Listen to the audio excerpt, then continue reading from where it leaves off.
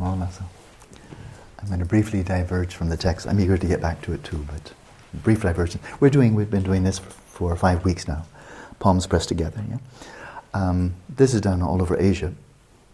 It's done in the Buddhist tradition, of course. But it's a ritual.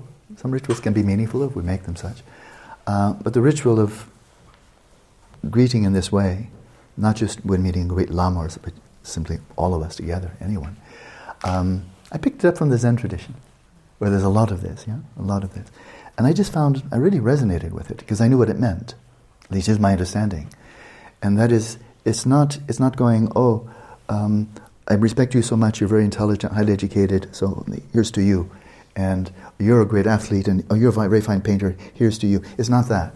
It's not some people are better artists, some are poor, some smarter, some less smart. It's not that. It's bowing to, it's acknowledging and focusing on the Buddha nature of each sentient being. So you can do this to birds and ants and crickets and any sentient being that has Buddha nature. Because the cricket Buddha nature and yours are on the same plateau, same level. No higher, no lower. I think it's very meaningful. That's why I do it. It's acknowledging that. And that's straight from the Zen tradition. I have that right, Beata? Yeah, good. I'm glad. I've been mistaken for so long. But you know, in the Indo-Tibetan tradition, specifically in Vajrayana, there's this whole notion of pure vision, seeing through the masquerade of sentient beings, of beings appearing to be sentient beings, sometimes quite nasty, petty, irritating, and so forth and so on, and sometimes nice, but frequently not, and then reifying them, and then of course ourselves, sometimes nice, sometimes not, and reifying that. So I was told years ago, just some pith instructions from Sakya Dzogchen Rinpoche, and he's not one of my lamas. His wife is one of my core principal lamas. For me, she's Tara. She's been my lama for 35 years. But my relationship was really with her. She's like my Dharma mother. But her husband's the alternate head of the Sakya order, and highly respected. And I translated for him, I think just once, when he went to give some teachings in a prison. And somewhere along the line, he turned to me and just gave me some pith instructions. And that is, he said, if you'd like to be free of suffering, adopt pure vision of yourself and others. If you maintain impure vision, you'll perpetuate samsara forever. That's pretty good. So, it's never too, as it's never too early to start practicing cultivating bodhicitta. Never too early to begin Vipashyana. We can start, and it's good to start. Don't postpone it until after Shamatha. Silly. Likewise, pure vision. Acknowledging, it's not putting on rose-tinted glasses, and kind of trying to distort to see everything nice. It's not that. It's not stupidity at all. It's seeing evil as evil. Virtue is virtue. But seeing through that veneer, that gunzop, that relative truth, that veils a deeper truth, right? Totally veils a deeper truth. Oneself, as we observe our own behavior, sometimes we can be quite disgusted. I have been innumerable times. And looking at other people's behavior, sometimes I discuss with other people's behavior too. And it's disgusting behavior. So it's nothing wrong with that. Seeing disgusting behavior, bigotry, racism, contempt, exploitation, etc., etc. It's disgusting behavior, it's true.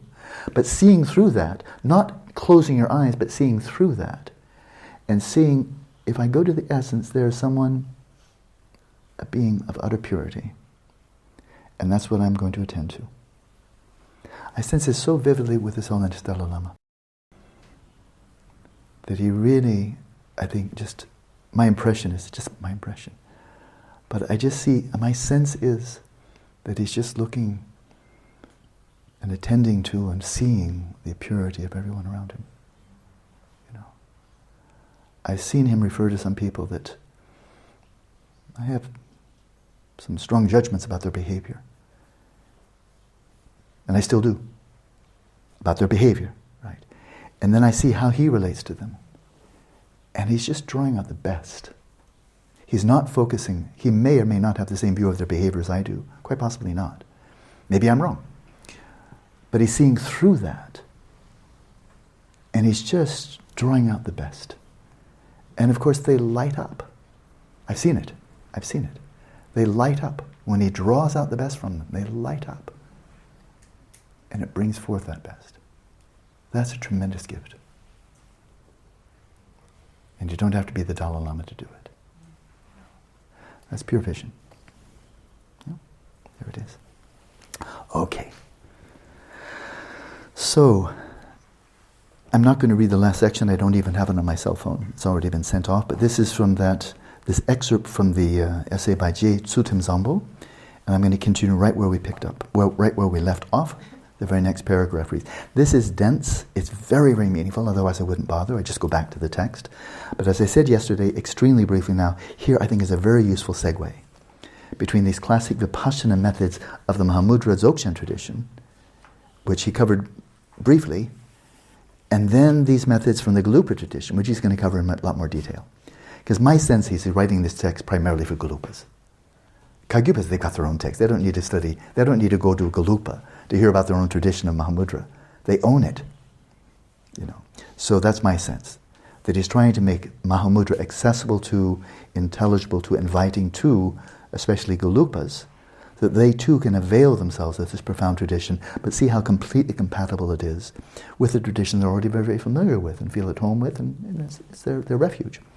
So he continues, here in Ajay Tsutam Zambo, I think in a very, very wonderfully complementary to the writings of Panchen Lozang Chökyi. He says, moreover, when following the instructions on purifying the mind, within the context of purifying the body, speech, and mind, so now we've isolated it, purifying the mind, you must realize the homogeneous emptiness of true existence of all phenomena, included in the outer physical worlds, the inner sentient inhabitants, and of samsara and nirvana. So when you're purifying your mind of what? Obscurations.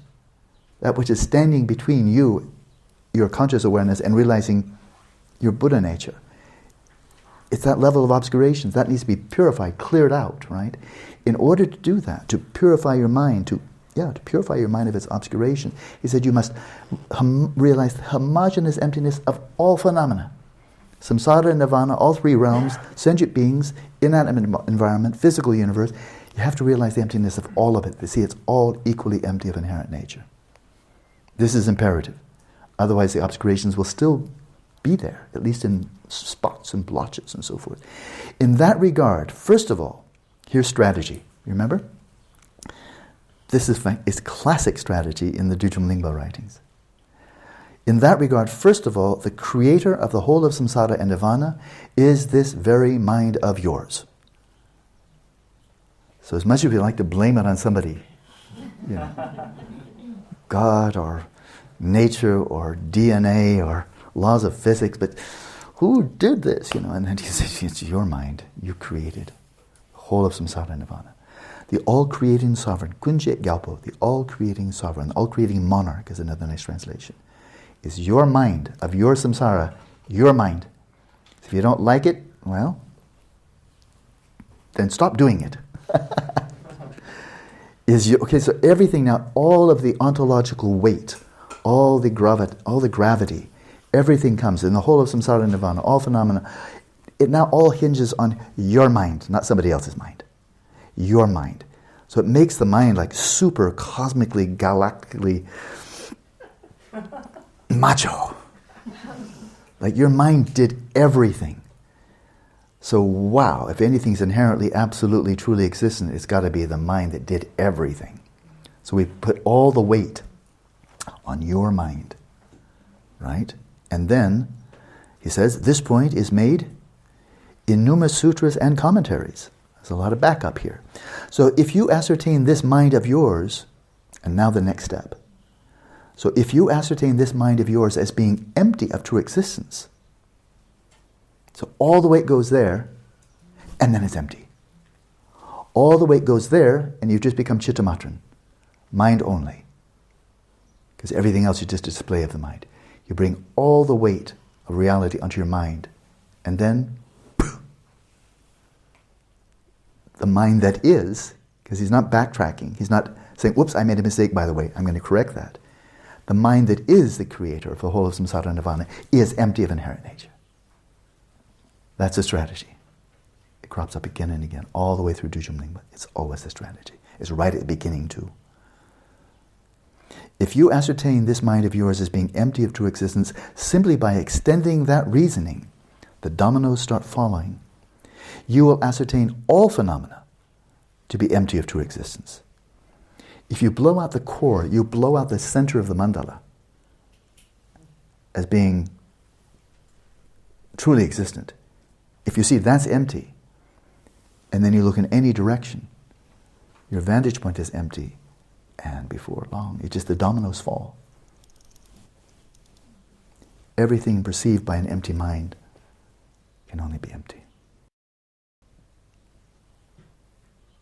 If you're in a dream, and you realize that you're dreaming, that the persona of you in the dream is just an empty appearance, how likely are you to reify everybody else in the dream? Okay. It's an incredibly powerful parallel. So the guru will enable the disciple to discover how all phenomena depend on the mind, and consequently, how the mind takes a primary role within the context of the body, speech, and mind.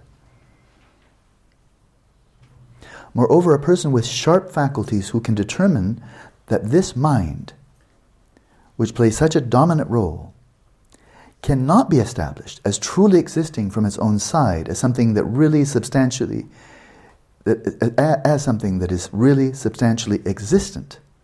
Such a person is someone who can determine the absence of true existence with even subtle reasoning, simply by being shown partial reasons for establishing that. That's a long and complex sentence. But the meaning is not that difficult. If you've really gotten this one, call it the emptiness of yourself, call it the emptiness of your mind, because that is a really crucial point. The mind is the all-creating sovereign, and then you identify the mind as being empty of inherent nature. But first of all, seeing the mind as primary. Okay? And then secondly, seeing that it cannot be established as truly existing from its own side, as something substantially existent. If you can do that in your person of sharp faculties, then with just partial reasons that would be totally inconclusive to other people, though you will nail it. It's like saying all phenomena are empty of inherent nature because they're impermanent. For some people, it's a done deal. That was enough. And most people would say, that didn't follow at all. What are you talking about? I didn't prove anything. Of course, things are really there. They're impermanent. But this is his point. This is strategy. That just with partial reasoning, for example, here's partial reasoning. Does your mind have form? Do you have form? Does your mind have form, shape, color? No, it doesn't. Well, that's partial reasoning, because the mind could be inherently existent as something that is formless. It could be. But if you have that insight, that's enough. Already, since it's immaterial, boom, boom, boom, and the dominoes continue to fall, and then you see it's empty. It's entirely empty of inherent nature. It's not merely immaterial, it's entirely empty. For such a person, this person of sharp faculties, by the power of realizing the mere absence of any shape, color, or shape of the mind, which is kind of like small potatoes, right? So big deal. But by the power of revealing the mere absence of any color or shape of the mind, and by demonstrating just the reasons why the mind is devoid of any true origin, location, and destination. Just that. No more reasoning. Just knowing, number one, it's empty of materiality. Number two, it doesn't truly originate from anywhere, isn't really located anywhere, doesn't really go anywhere. That's enough. That person will proceed to establish the absence of true existence of the mind by way of subtle reasoning that refutes the subtle object of negation. That's classic Prasanga talk. Okay? So without having identified, this very strenuous, difficult task of identifying what is the subtle object of negation, what he's referring to here is not something we learn. We can compound our ignorance in all kinds of ways, learned ignorance, speculative ignorance, and delusion. But when he says the subtle object of negation, he's speaking of a way of he's referring to a subtle way of misapprehending ourselves that we're born with. And not only human beings, all sentient beings, reptiles, fish, insects, and so forth. This is the Buddhist premise. They're in samsara too. They don't have much in the way of frontal cortex, or language skills probably, and so forth and so on, but all sentient beings, all animals down to the most primitive, let alone hell beings, treatises and so forth and so on, all have this connate ignorance, which means they're identifying, grasping onto a self that doesn't exist. And that's a subtle object of negation. It's not negating, it's not seeing the absence of something you've learned, because you learned some philosophy or some science or some religion or what have you. No, it's something you're born with. It's very subtle, right? And that's what you see the absence of. So it's very subtle. But for the mind that is so honed, just identifying the primacy of the mind and then its immateriality and then its absence of true origin, location, and destiny, and you're finished. Right? This is what Karma Chagmé said. This is the way of cutting the tree and getting firewood, by just cutting its taproot, and the whole tree dries up. Rather than going through years and years and years of training and debating and studying and studying and studying to investigate the emptiness of all phenomena and having to lop them off one by one, like lopping off the branches of a tree, cut the root of your mind, the reification of your mind, and the whole tree dries up. Very powerful strategy. For us getting on in years, this is something we should really look at very carefully. We don't have years. I don't have years. I'm not going to put in time. To go off and spend 4 years studying Madhyamaka, it's not going to happen. That ship has sailed. Thus, by the power of relying on such reasoning, just origin, location, destination, finished, people with superior faculties are able to realize the emptiness of all phenomena. Exactly what Karma Chagmé said.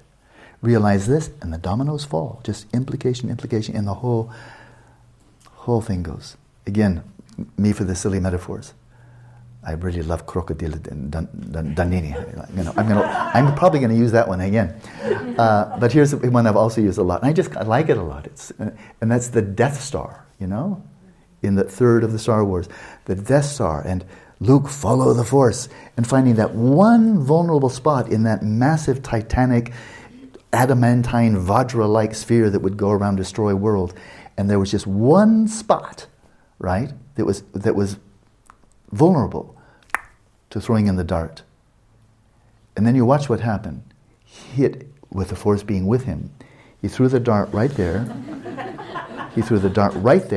And it goes kaboom, kaboom, kaboom, kaboom, kaboom, kaboom, kaboom, pow! Wasn't that fun? It's like that. You go, boo, emptiness of mind. And then, boop, boop, boop, boop, boop, boop, boop. It not only blows your mind, it blows the world. Leaving not even one inherently existent elementary particle, not even the Higgs boson, as a survivor. All blown.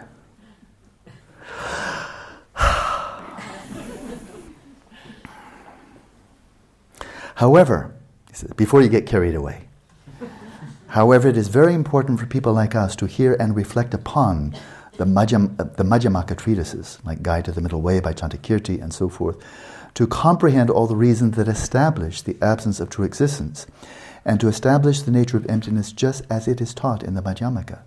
What he's saying here is we're not all of superior faculties. So you want to have some backup here. You may not be a person of superior faculties, in which case you may realize the lack of form, shape, color of your mind, and have some kind of intimation or some realization, no true origin, location, or destination, and the veil of clouds may still be there. At least, maybe it's thinned out, but maybe it's still there. In which case, all these treatises, the Perfection of Wisdom Sutras, the Heart Sutra, Diamond Cutter Sutra, the Madhyamaka treatises of Nagarjuna, Chantakirti, Shantideva, Tsongkhapa, and Longchenpa, and so forth, those are not just for stupid people. These people were incredible geniuses. Tsongkhapa, Longchenpa, Nagarjuna, Shantideva, Chantakirti. These are the Einsteins, the Newtons, the most brilliant of the brilliant of a whole civilization for hundreds and hundreds of years. That we should not overlook their work lightly, as if, oh no, I'm superior faculty. I don't need Nagarjuna. I'll just, oh yeah, my mind has no ordination or origin. Check. Location? Nope. Destination? Nope. Okay, I'm finished. Maybe you are, but maybe not. So he continues. Therefore, you should loosely rest pristine awareness. Oh, now, whew, back to loosely resting. I was like that. You should loosely rest pristine awareness in the nature of the empty space of cognizance. Okay. The day is all of one piece, right? 4 types: luminosity, emptiness, luminosity, emptiness. Yeah, cognizance, emptiness. Loosely rest pristine awareness in the nature of the empty space of cognizance, and remain there without modification. So after you've done that checking through, this is all of a piece.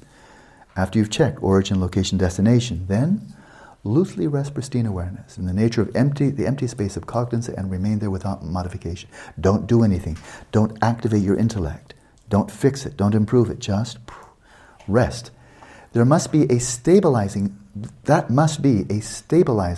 meditation alone, which means it's of the Shamatha style. That is, stabilizing means you're just placing your awareness. You're not investigating. Okay? There's this analytical and there's stabilizing meditation. This is not analytical. It's not cogitating. Just resting. That must be a stabilizing meditation alone without analyzing the object of negation. This must lead to the ascertainment of emptiness by way of stabilizing meditation, without reliance upon rational analysis regarding the absence of unity and multiplicity. Remember, we've done that, right? The mind, as you're observing your mind, analyzing it. Do you have 2 minds? Do you have 1 mind? That whole business, remember? That's what he's referring to. But now when you're just resting there in pristine awareness, this is without reliance on rational analysis regarding the absence of unity and multiplicity and so on of the object of negation. So it's not whether you have 1 mind or many minds, it's the object of negation, the inherently existent mind. And that doesn't exist as one, and it doesn't exist as many. It doesn't truly exist, it doesn't absolutely not exist. Right? For that to happen, you must first ascertain how connate self-grasping, that's what I was referring to. Connate self-grasping attends to the subtle object of reputation. Same plateau, you're born with them. So connate self-grasping, you're born with it, reptiles are born with it, birds are born with it, and the object that is apprehended or held to be true by connate self-grasping is the subtle object of negation, a self that doesn't exist at all. You must first ascertain how connate self-grasping holds to the very subtle object of negation as taught in the Madhyamaka Prasangika tradition. The omniscient Longchenpa, so now he goes to the great Dzogchen master. The omniscient Longchenpa states that all the reasons that refute that subtle object of negation, all the reasons that refute that must lead to the ascertainment of emptiness that is determined by the authentic logic presented in the Madhyamaka treatises. So he's saying these all converge. Whether you're following a Dzogchen route, Mahamudra, you're following straight Madhyamaka route, Galupa route, Nyingmapa route, it's all converging in upon the same emptiness. Moreover, the emptiness presented in many treatises of the great perfection scriptures and revealed treasures, the dharma, the Kama and the dharma, that emptiness is similar to the emptiness asserted according to the Prasangika tenets. So he's really showing the fundamental compatibility between this much more analytical, philosophical approach that the Galupas are very well known for, and this approach which is much simpler. Origin, location, destination, now rest in pristine awareness. That these are all pointing to the same thing. Thus, the reasons that determine the absence of an origin, location, and destination in the pith instructions that establish the emptiness of true existence of the mind when granting experiential instructions. Again, it's a long sentence, I'm sorry, but they are long sentences. Those reasons that determine this, those reasons determine the emptiness of all phenomena. So again, it's that vulnerable spot in the Death Star. Get that one, everything follows. In short, with the unification of appearances and emptiness. Sertong, appearances are the luminous aspect, emptiness is emptiness. In short, with the unification of appearances and emptiness, form is empty, empty is form, and so forth. with the unification of appearances and emptiness, the emptiness of existence of all phenomena from their own side. They're not really there from their own side, and they're conceptually designated or merely nominal, purely apparent nature. So they don't exist from their own side, but they do exist as something conceptually designated, nominally designated, or merely in a mode of appearance. That you must gain pristine ascertainment of the meaning of emptiness arising as dependent origination without refuting its empty aspect.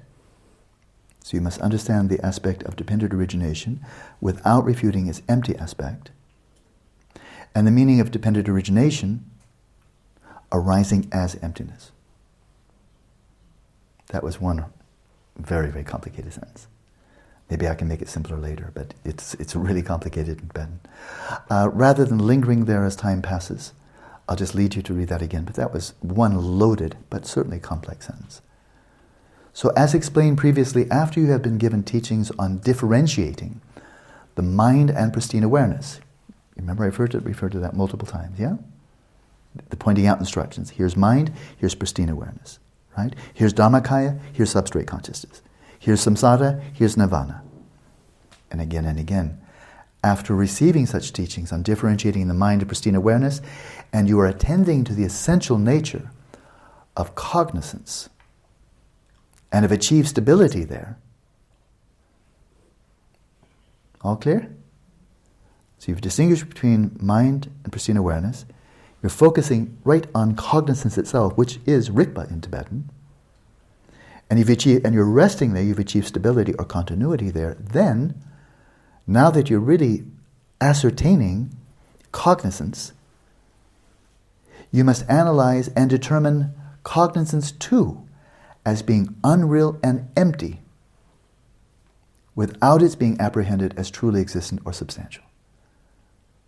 So it's not enough to ascertain awareness. You have to ascertain the emptiness of awareness. Awareness is emptiness, empty. Emptiness is awareness. Apart from awareness, there is no emptiness. Apart from emptiness, there is no awareness. The non-duality of luminosity and cognizance. Luminosity and emptiness. So he's emphasizing here, you must realize the emptiness of awareness itself. It too is empty of inherent nature. That is the analysis of such pristine awareness itself being emptiness. And it is the meditation that unifies pristine awareness and emptiness, so that your realization of emptiness and your realization of pristine awareness are non-dual. Now that's the realization of a Vidyadhara. Even a bodhisattva doesn't have that. An Arya bodhisattva, who's followed the bodhisattva path, is realizing emptiness with a subtle mind, but not with pristine awareness. That's in the domain of the Vidyadharas. But since that is meditation on emptiness of the nature of existence of pristine awareness, it is the emptiness in the union of pristine awareness and emptiness. So it all comes to this, that primordial unity of emptiness and luminosity, of pristine awareness and dharmadhatu. Here is the way to practice meditative equipoise upon uniting pristine awareness and emptiness. As explained previously, without needing to analyze the empty space of the nature of existence of pristine awareness, you should merge cognizance with the nature of the empty space of cognizance.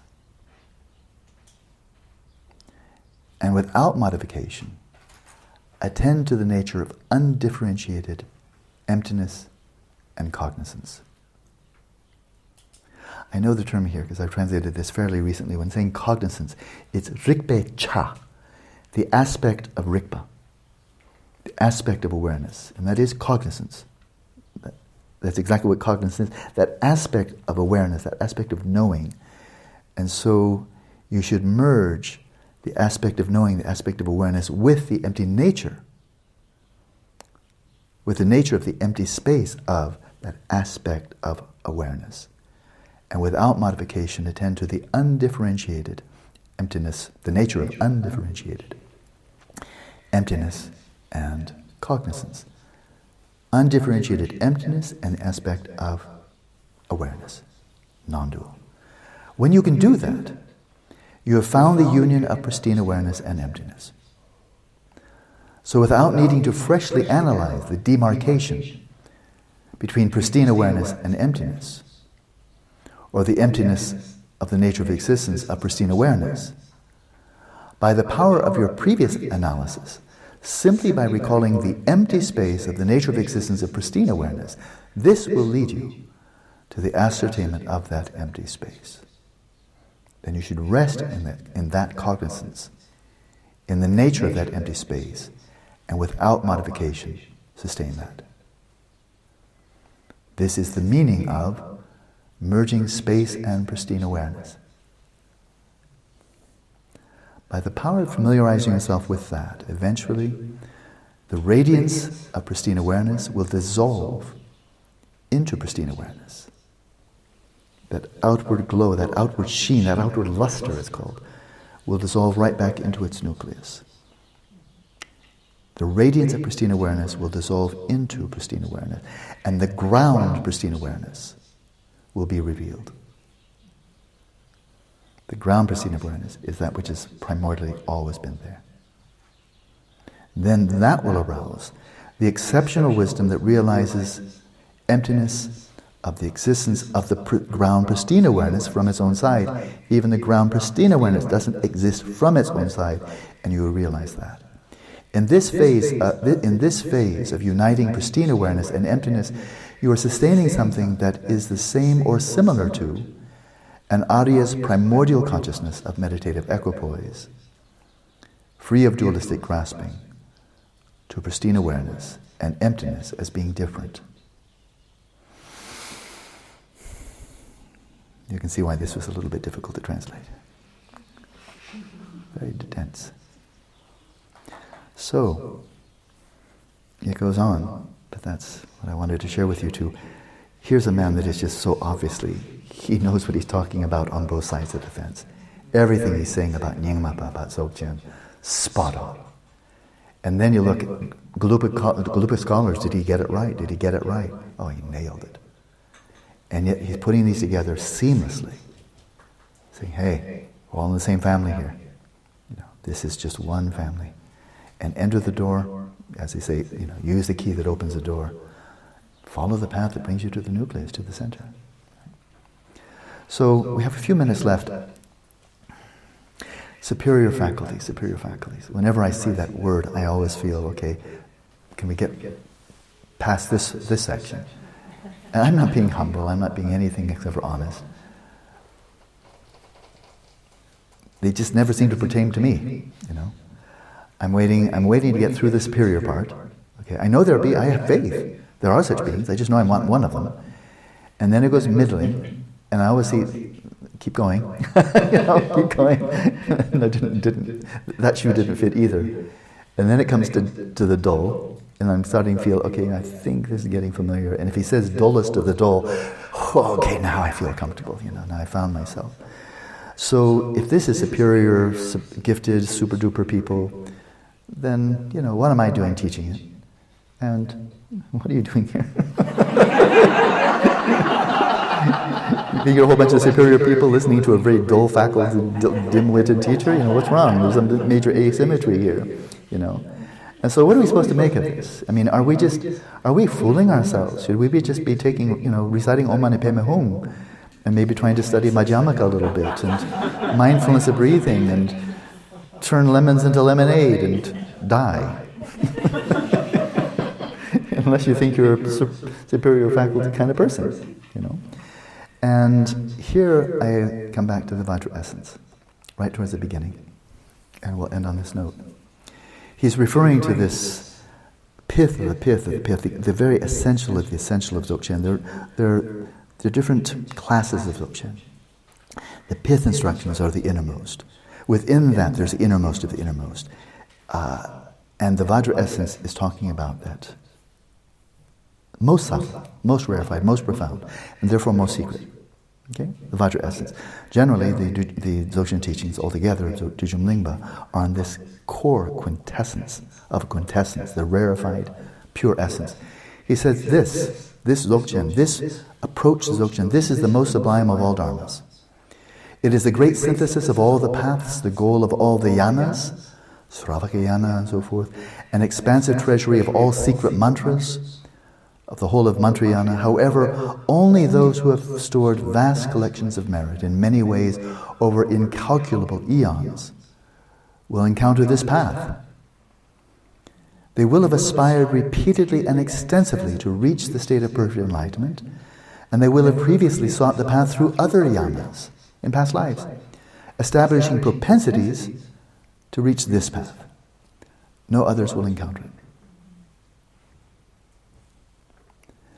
And he continues this. In other words, if you've encountered the path, you didn't wander in by accident.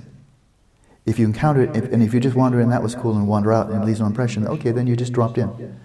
You know, as he said, you may be in the same room where the teachings have been given, but your mind will be many miles away. And so it's self-secretive. It shields, it veils itself from those who are simply not ready to hear. But if you come to such teachings, and you are drawn to them, and you do listen to them, and you do resonate with them, they really do speak to your heart of your hearts, and they inspire faith, then he's saying there's a logical conclusion here. You've got a lot of momentum to get to this point. That's what he just said. This great perfection is the yana of the unsurpassed fruition. That which manifests the great reality that pervades all of samsara nirvana is called bodhicitta of the ultimate ground. And that's Rigpa. You need apprehend only this. This is the only thing to realize. This is what Dzogchen is all about. This, especially this pith instruction, is all about realizing one thing, realizing Rigpa. This is bodhicitta, ultimate ground. You need apprehend only this. Apart from this, intellectually fabricating so-called bodhicitta with effort entails generating a mental state in which you view yourself as the meditator and other sentient beings as objects of meditation, an attitude that is as limited as a teacup.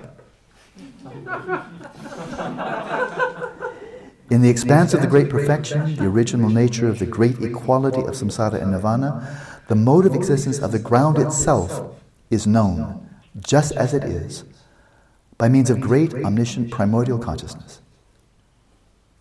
To speak of having bodhicitta greater than the vision of great all-seeing primordial consciousness would be like saying you must seek moisture elsewhere, even though you already have water.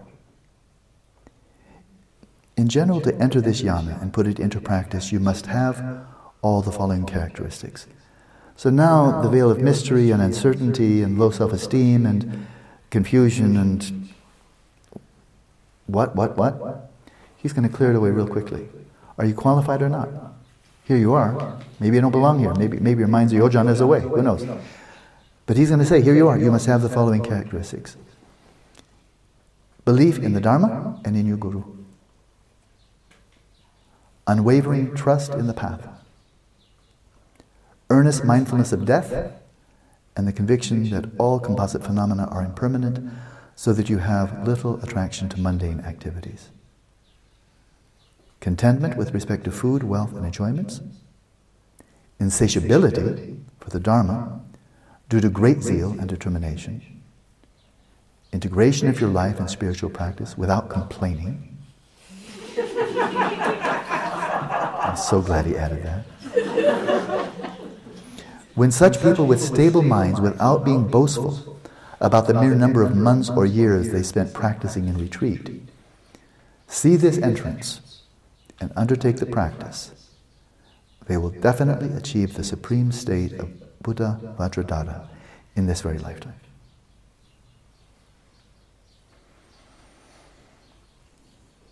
And we may still be wondering, are you referring to me? And he says, in this present lifetime, if you have firm faith and belief in the great perfection, and strong, unflagging enthusiasm, the time has come to practice. So enough with the afflictive uncertainty, the self-doubt, am I capable, am I not? Basta, right? Basta. Don't keep on worrying whether your superior faculty, just basta. He just said, if you have firm faith and belief in the great perfection and strong, unflagging enthusiasm, the time has come to practice. When fortunate beings come to the gateway of the profound secret mantrayana, apart from simply having strong faith and belief, there is never anything else, such as clairvoyance, omens, or auspicious circumstances, to make them think that the time has come to practice secret mantra. You don't need some outside sign. Give me a sign, give me a sign. The sign is you have strong faith and belief.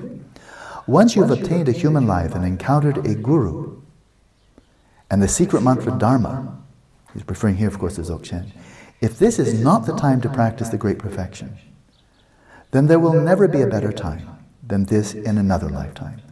This is certain.